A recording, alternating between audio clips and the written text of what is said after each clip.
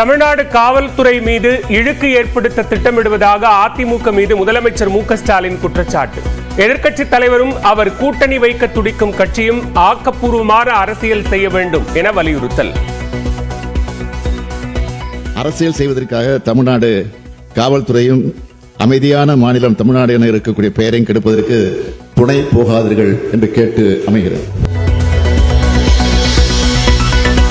சிலம்பட்டி காவலர் கொலை குறித்து பேச அனுமதிக்கவில்லை என கூறி அமளியில் ஈடுபட்ட அதிமுகவினர் சட்டப்பேரவையில் இருந்து வெளியேற்றம்.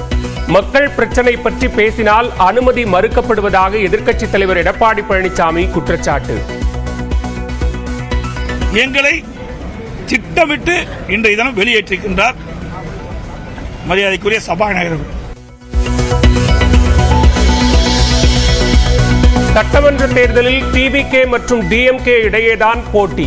தமிழக வெற்றிக் கழகத்தின் முதலாவது பொதுக்குழு கூட்டத்தில் பேசிய விஜய் உறுதி. ரெண்டு பேருக்கு நடுவுல தான் போட்டியே. ஒன்னு டிவிகே, இன்னொன்னு டிஎம்கே.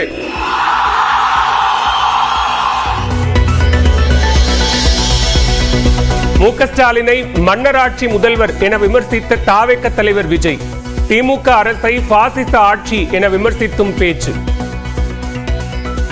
மாண்புமிகு மன்னராட்சி முதல்வர் அவர்களே, மாண்புமிகு திரு முத்துவேல் கருணாநிதி ஸ்டாலின் அவர்களே, ஒன்றியத்தில் பாஜக ஆட்சியை ஒரு பாசிச ஆட்சின்னு அடிக்கடி அறைகூவல் விடுத்துவிட்டு இங்க நீங்க பண்ற ஆட்சி மட்டும் என்னவா? அதுக்கு கொஞ்சம் கூட குறைவில்லாத அதே பாசிச ஆட்சி தானே. ஏஞ்சி தமிழர்கள் என்றால் அலர்ஜி என பிரதமர் மோடிக்கு விஜய் கேள்வி. தமிழ்நாடு பல பேருக்கு தண்ணி காட்டியது என்றும் எச்சரிக்கை. ஒரே நாடு ஒரே தேர்தல் நீங்க ஸ்டார்ட் பண்ணப்பவே புரிஞ்சிருச்சு பிரதமர் சார். தமிழ்நாட்டை கொஞ்சம் கேர்ஃபுல்லா ஹேண்டில் பண்ணுங்க சார். ஏன்னா தமிழ்நாடு பல பேருக்கு தண்ணி காட்டின ஸ்டேட் சார், பல பேருக்கு தண்ணி காட்டின ஸ்டேட் சார். பார்த்து சார், பார்த்து செய்யுங்க சார், மறந்துடாதீங்க சார்.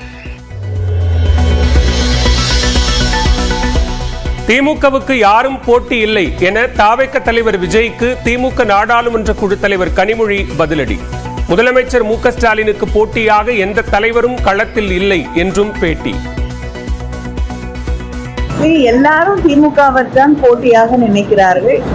நிச்சயமாக திமுகவுக்கு போட்டியாக யாரும் இல்லை. முதலமைச்சர் அவர்களுக்கு போட்டியாக வேறு எந்த தலைவரும் களத்தில் இல்லை என்பது தெள்ள தெளிவாக தெரியும். எப்போதும் அதிமுகவுக்கும் திமுகவுக்கும் இடையேதான் போட்டி என விஜய்க்கு ஜெயக்குமார் பதில். யாருக்கு யார் எதிரி என்பதை வாக்காளர்கள் தான் முடிவு செய்வார்கள் என தமிழக பாஜக தலைவர் அண்ணாமலை பேட்டி. கட்சி ஆரம்பித்து 1.5 வருஷத்துல 3 முறை வெளியே வருவது அது ஒரு அரசியல். இந்த அரசியலை மக்கள் பார்ப்பாங்கல்ல. கட்சி ஆரம்பிச்சு எத்தனை முறை வெளியே வந்தீங்க, எத்தனை முறை ஏசி காரை தாண்டி வெளியே வந்தீங்க, எத்தனை முறை மண்டபத்தில் மீட்டிங் போட்டீங்க. தொகுதி மறுசீரமைப்பால் யாருக்கும் எந்த அநீதியும் ஏற்படாது என மத்திய உள்துறை அமைச்சர் அமித்ஷா விளக்கம். திமுக தனது ஊழலை மறைக்கவும் வரவிருக்கும் தேர்தல் தோல்வியை தவிர்க்கவும் மொழி மற்றும் தொகுதி மறுசீரமைப்பு பிரச்சனையை எழுப்புவதாக விமர்சனம். வேலைநிறுத்த போராட்டத்தை கைவிட சமையல் எரிவாயு டேங்கர் லாரி உரிமையாளர்களுக்கு பொதுத்துறை எண்ணெய் நிறுவனங்கள் வேண்டுகோள். தங்கு தடையின்றி எரிவாயு விநியோகத்தை உறுதி செய்ய நடவடிக்கை என விளக்கம். மத்திய அரசு ஊழியர்களுக்கான அகவிலைப்படி 2% அதிகரிப்பு. கடந்த ஜனவரி 1ஆம் தேதி முதல் முன் தேதியிட்டு வழங்கப்படும் என அறிவிப்பு.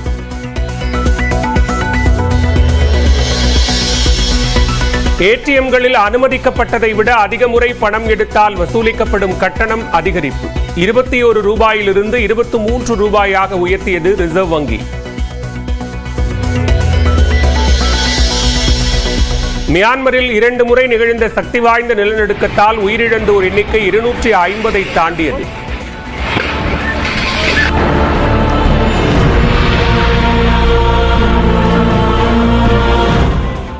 கட்டட இடிபாடுகளில் சிக்கி 800க்கும் மேற்பட்டோர் படுகாயம்.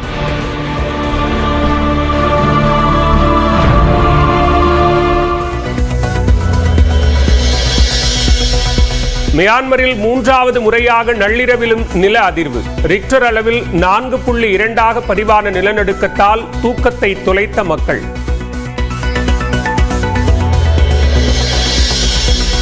தாய்லாந்தில் நிலநடுக்கத்தால் சுமார் 10 பேர் பலி. காயமடைந்த 100க்கும் மேற்பட்டோருக்கு சிகிச்சை.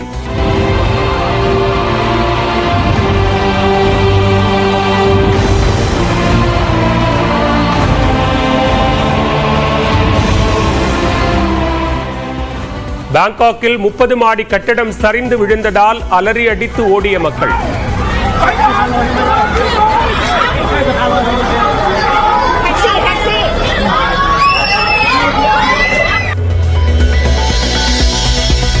நூறு நாள் வேலை திட்டத்திற்கான நிலுவைத் தொகையை வழங்கக் கோரி திமுக இன்று மாநிலம் தழுவிய போராட்டம். அனைத்து மாவட்டங்களிலும் போராட்டம் நடத்தி பாஜகவிற்கு கண்டனம் தெரிவிக்க அறிவுறுத்தல்.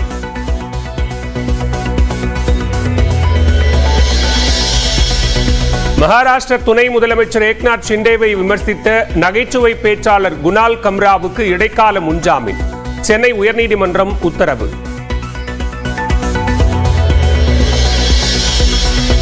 தமிழ்நாட்டில் ஜூனியர் ஆடவர் உலகக்கோப்பை ஹாக்கி தொடர் நவம்பர் 28 முதல் நடைபெறும் என ஹாக்கி இந்தியா அறிவிப்பு.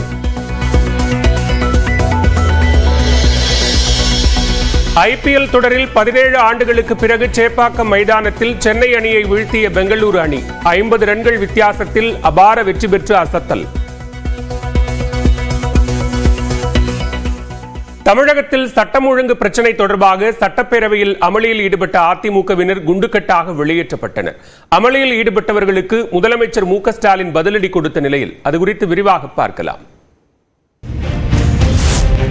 முன்கூட்டியே தெரிவித்துவிட்டு எழுதி கொடுத்துவிட்டு தான் பேச வேண்டும் என்பது மரபு.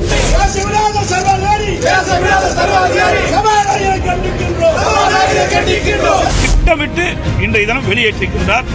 சட்டப்பேரவையில் நேரமில்லா நேரத்தில் தமிழ்நாடு சட்டம் ஒழுங்கு பிரச்சினை தொடர்பாகவும் மதுரை உசிலம்பட்டி காவலர் கொலை தொடர்பாகவும் எதிர்க்கட்சித் தலைவர் எடப்பாடி பழனிசாமி கவன ஈர்ப்பு தீர்மானம் கொண்டு வந்தார். அப்போது கவன ஈர்ப்பு தீர்மானம் முறையாக கொடுத்தால் மட்டுமே விவாதத்திற்கு எடுத்துக் கொள்ளப்பட வேண்டும் என்று அவை முன்னவர் துரைமுருகன் தெரிவித்தார். இதையடுத்து சட்டப்பேரவையின் நேரமில்லா நேரத்தில் பேச வேண்டிய பொருள் குறித்து பேரவைத் தலைவரிடம் அவை தொடங்குவதற்கு 30 நிமிடம் முன்பாக தெரிவிக்க வேண்டும் என்பது மரபு என கூறிய சபாநாயகர் அப்பாவு எதிர்க்கட்சித் தலைவர் எடப்பாடி பழனிசாமி கொண்டு வந்த கவன ஈர்ப்பு தீர்மானம் விவாதத்திற்கு எடுத்துக் கொள்ளப்படாது என்றார். இதற்கு எதிர்ப்பு தெரிவித்து அதிமுக எம்எல்ஏக்கள் சபாநாயகர் அருகில் அமளியில் ஈடுபட்டனர். அப்போது பேசிய முதலமைச்சர் மு க ஸ்டாலின் பேரவையில் 30 நிமிடங்களுக்கு முன்பாக பேச வேண்டிய பொருள் குறித்து தெரிவிப்பது மரபு என்றும் எதிர்க்கட்சியினர் நினைத்ததையெல்லாம் பேச அனுமதிக்க முடியாது என்றார். உங்களிடத்தில் அனுமதி பெற்று முன்கூட்டியே தெரிவித்துவிட்டு எழுதி கொடுத்துவிட்டு தான் பேச வேண்டும் என்பது மரபு. அவை முன்னவர்கள் தெளிவாக சொல்லியிருக்கிறார்கள். அது நேரமில்லா நேரமாக இருக்கக்கூடிய பிரச்சனையாக இருந்தாலும் ஒரு குறிப்பிட்ட நேரத்திற்கு முன்பு தர வேண்டும் என்பது விதிமுறையில் இருக்கிறது. இதற்கு எதிர்ப்பு தெரிவித்து அதிமுக எம்எல்ஏக்கள் மீண்டும் அமளியில் ஈடுபட்டனர். இந்நிலையில் அவையில் திட்டமிட்டு குழப்பத்தை ஏற்படுத்த முயற்சித்ததாக அதிமுக எம்எல்ஏக்களை நாள் முழுவதும் சஸ்பெண்ட் செய்த சபாநாயகர் அப்பாவு அனைவரையும் வெளியேற்ற உத்தரவிட்டார். இதனிடையே சட்டப்பேரவையில் பேசிய முதலமைச்சர் மு க ஸ்டாலின் தமிழகத்தில் சட்டம் ஒழுங்கு சீர்கெட்டு விட்டதாக மக்களை திசை திருப்ப வீண் புரடிகளை கிளப்பாமல் எதிர்க்கட்சித் தலைவரும் அவர் கூட்டணி வைக்க துடித்துக் கொண்டிருக்கும் கட்சியும் ஆக்கப்பூர்வமான அரசியல் செய்ய வேண்டும் என்றார். மக்களை பீதியில் வைக்க இரவு பகலாக மக்களின் பாதுகாப்பிற்காக உழைத்துக் கொண்டிருக்கக்கூடிய நம்முடைய தமிழ்நாட்டு காவல்துறைக்கு இழுக்கு ஏற்படுத்த திட்டமிட்டிருக்கிறார்கள். அரசியல் செய்வதற்காக தமிழ்நாடு காவல்துறையும் அமைதியான மாநிலம் தமிழ்நாடு என இருக்கக்கூடிய பெயரையும் கெடுப்பதற்கு துணை போகாதீர்கள் என்று கேட்டு அமைகிறது. அவையை விட்டு வெளியேறிய அதிமுகவினர் கண்டன கோஷங்களை எழுப்பினர்.